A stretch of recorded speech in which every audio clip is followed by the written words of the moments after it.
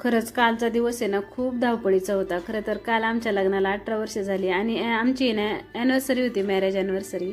पण ते अगदी लक्षातसुद्धा राहिलं नाही, एवढी धावपळ होती. ते बघा तुम्हाला काय धावपळ होती ते सांगते. तर आम्हाला जायचं होतं आयुषचं ॲडमिशन करण्यासाठी पुण्यामध्ये.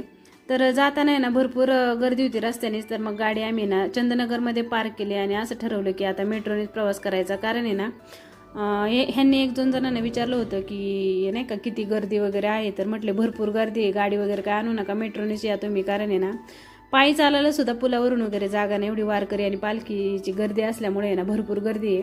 म्हटलं चला मग जाऊया, आपण तरी कधी मेट्रोत बसण्याचा अनुभव घेणार. या योगाने नाही का मेट्रोमध्ये बसण्याचा अनुभव आला. तर खूप छान वाटत होतं. बघा तुम्ही पाहू शकता, मी थोडे व्हिडिओ काढलेत. कारण ना पहिल्यांदाच मेट्रोमध्ये बसले होते ना, एक वेगळंच काहीतरी वेगळं असं वाटत होतं. तर हा सीन पाहताना तुम्हाला असं वाटत असेल की हा सीन की एक तर ड्रोन कॅमेऱ्याने किंवा विमानातून शूट केल्यासारखं.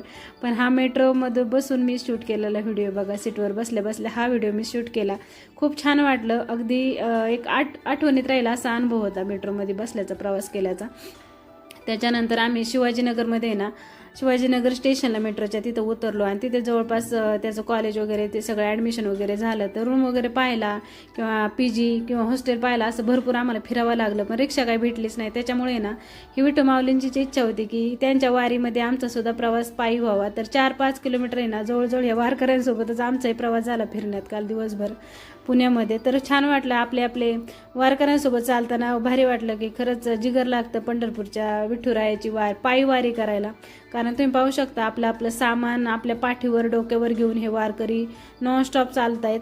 आणि जिथे मिळेल तसं नाही का देतील वारकऱ्यांना जेवण वगैरे तिथे ते जेवण करून आपला प्रवास चालू ठेवतात अगदी महिनाभर.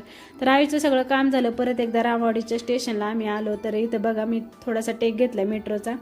तर माझ्यासारखेच बरेच जण असतील की मेट्रोमध्ये पहिल्यांदाच बसणार असतील किंवा बसलेले असतील. तर माझा अनुभव छान वाटला म्हणून म्हटलं चला तुमच्याशी शेअर करावा मेट्रोमधील बसल्याचा माझा पहिला अनुभव. तर त्याच्यानंतर आम्ही घरी आलो. दिवसभर थकलेला चेहरा बघा.